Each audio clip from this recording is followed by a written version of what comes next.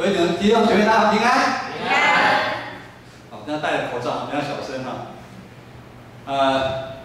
当过兵就会知道哈，在一个部队啊，或者我们看武侠片哈，看到很多部队，那他打仗的时候，或者是有敌人的时候，会吹号角，会吹号角啊。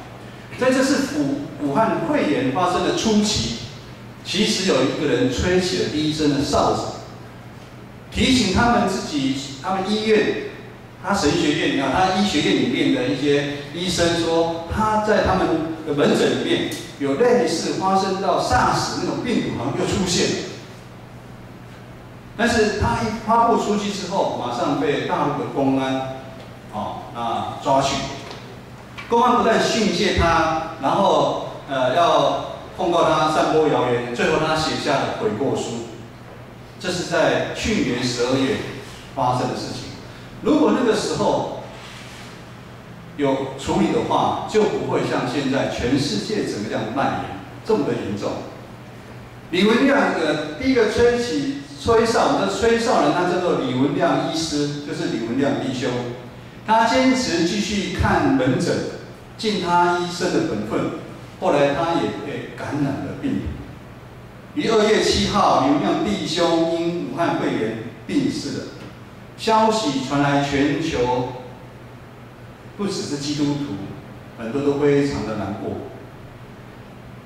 牧师想到2段经文，约翰福音8章12节，耶稣对众人说：“我就是世界的光，跟从我的，并不在黑暗里走，却要得着生命的光。”在马太福音5章14节，耶稣直接说，对我们说：“你们是世上的光。”我们是世上的光。从历史的经验来看，看得到的敌人不管如何的强大，其实一点都不害怕。其实最近也有一个消息是，不止武汉肺炎，蝗虫大家可能讲到蝗虫嘛，蝗虫应该还好，蝗虫也是很恐怖的啊。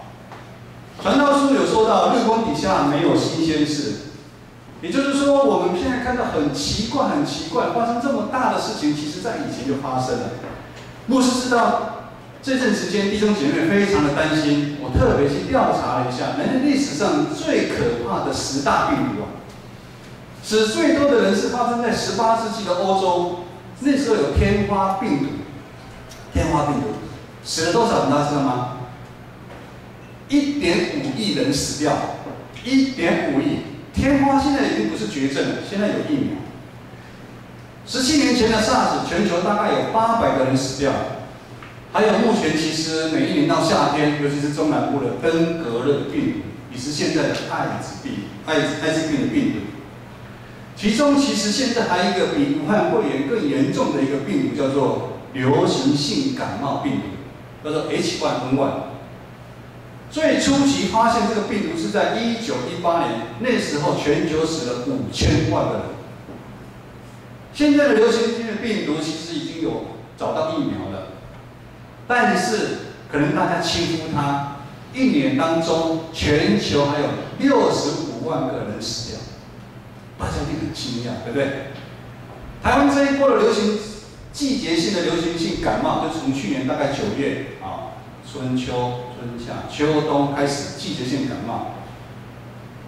我们因为武汉病毒死了多少人？应该2个。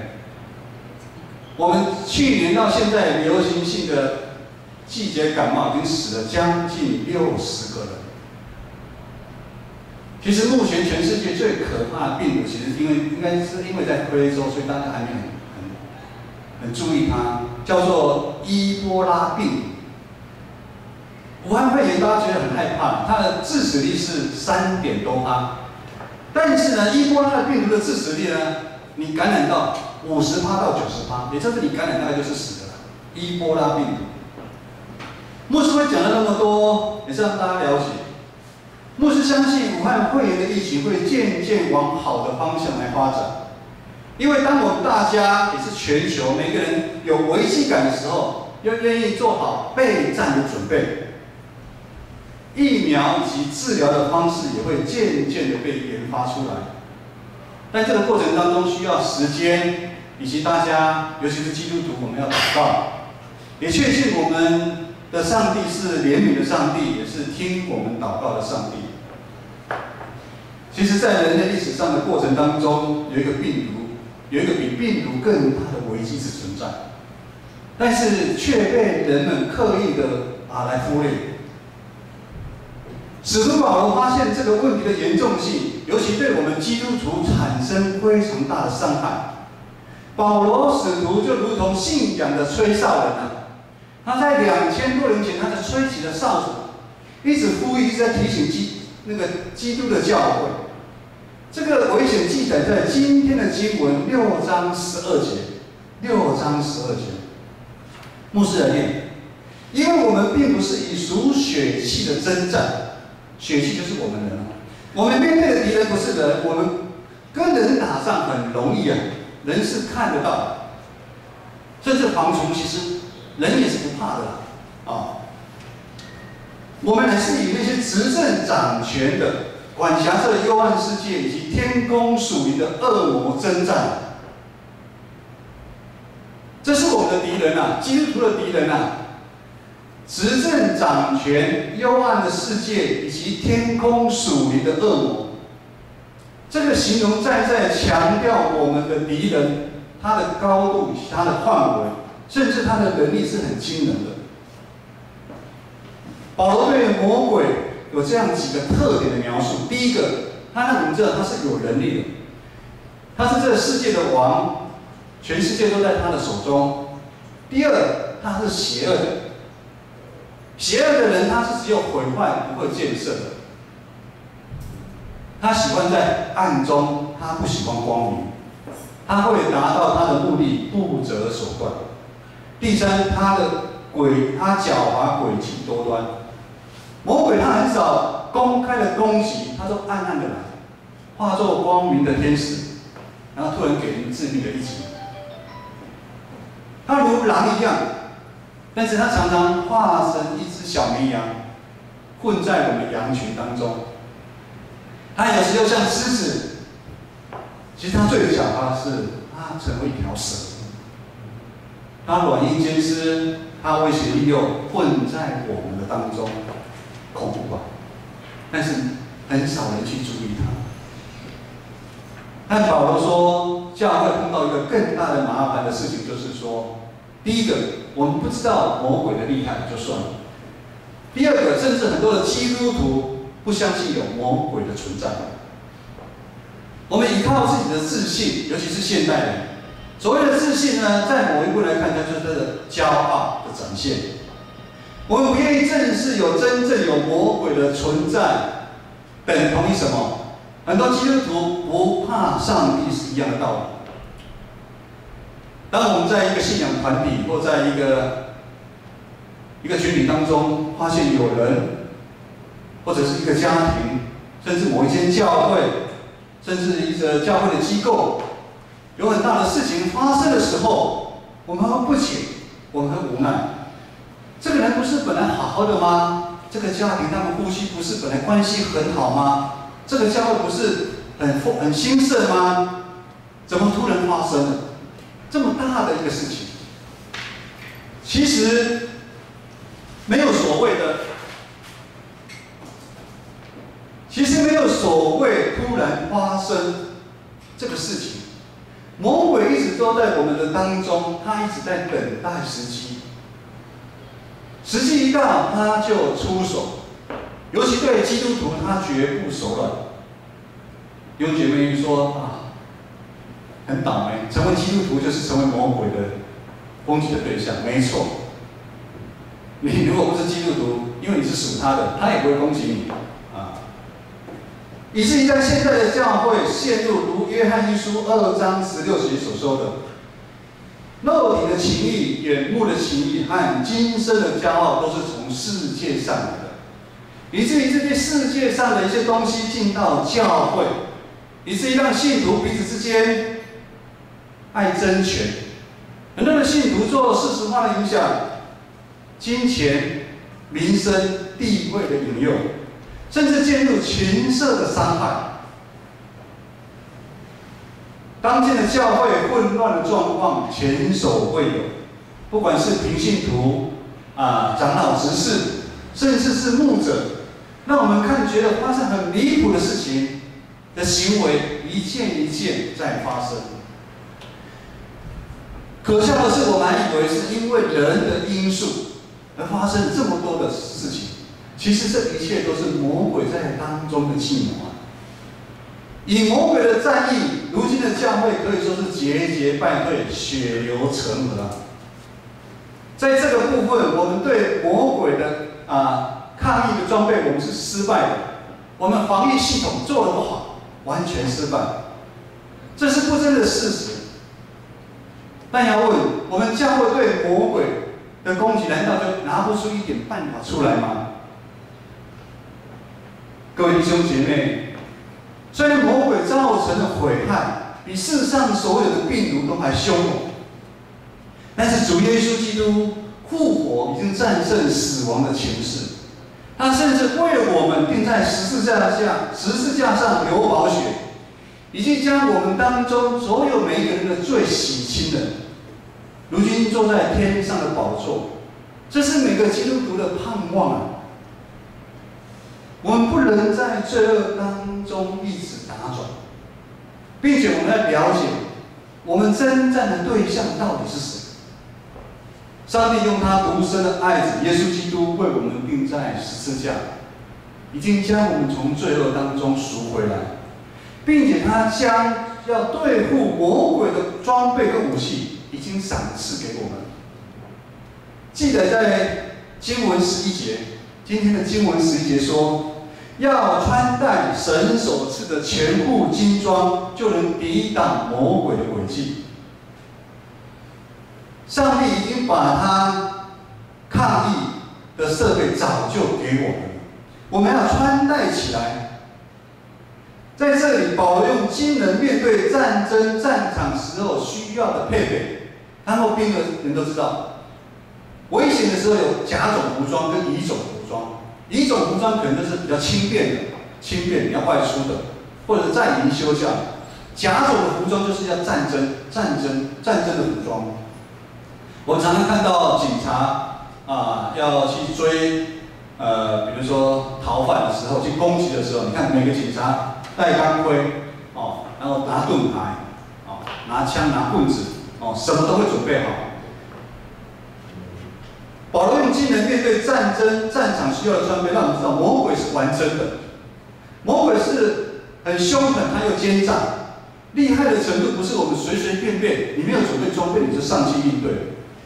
应战 SOP 的教战守则武器，上帝已经给我们全副的一个战甲，全副的军装，就好像现在面对武汉肺炎，我们台湾也是全民皆兵啊。这一点我觉得我们台湾真的是非常的骄傲，我们很注重。虽然说日本跟韩国他比我们更先进的国家，可是在这场战争，我觉得他们轻看了这个战役。我们全民皆兵我们一进来也是我们要消毒，我们要戴口罩。你担心的人你甚至你在家里先休息没关系。医护人员更是全部的装备齐全，不敢掉以轻心啊！上帝给我们的军装记载在14到17节，14到17节我们一起来读一次，看得清楚吗？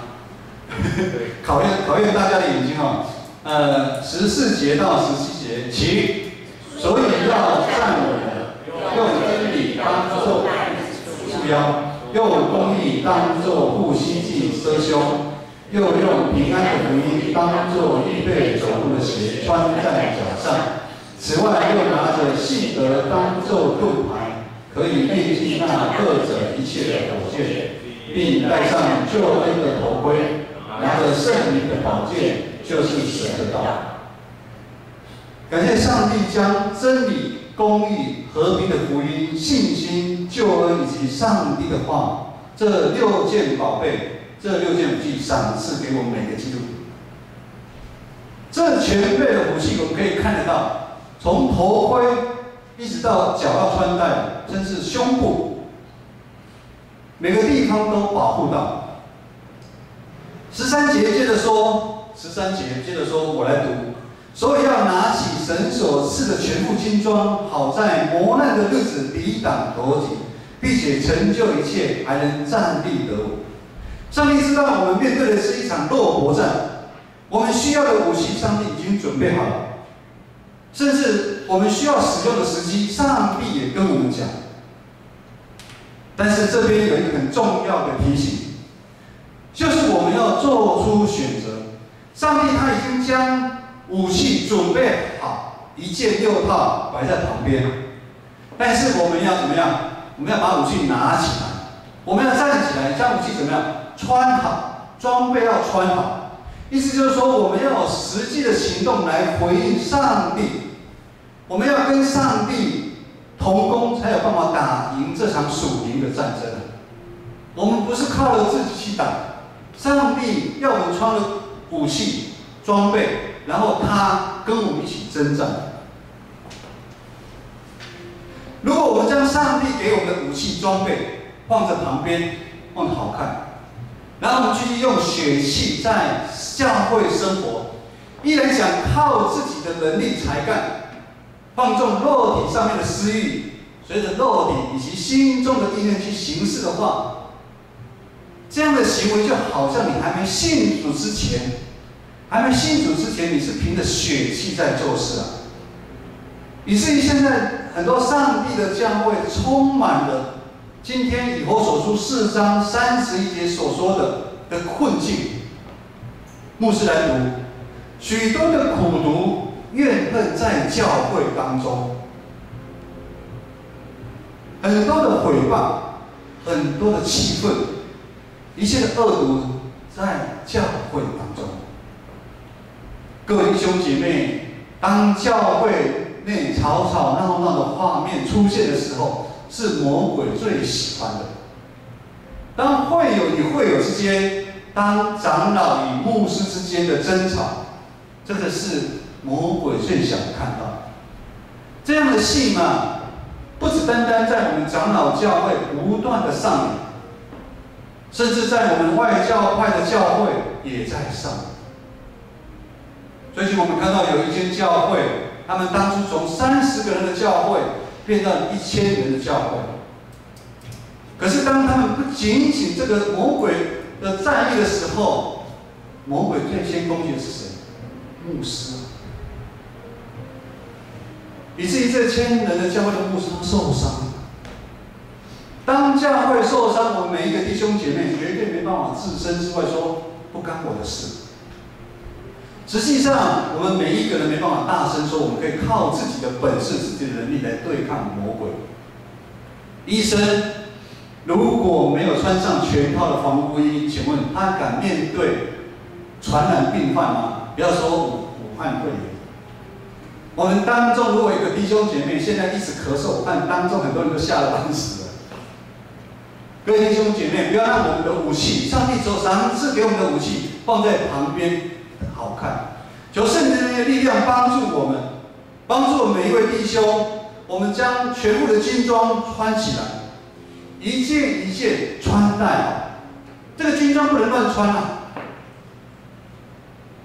刚开始早期，10-20年那时候没有规定啊，骑机车要戴安全帽。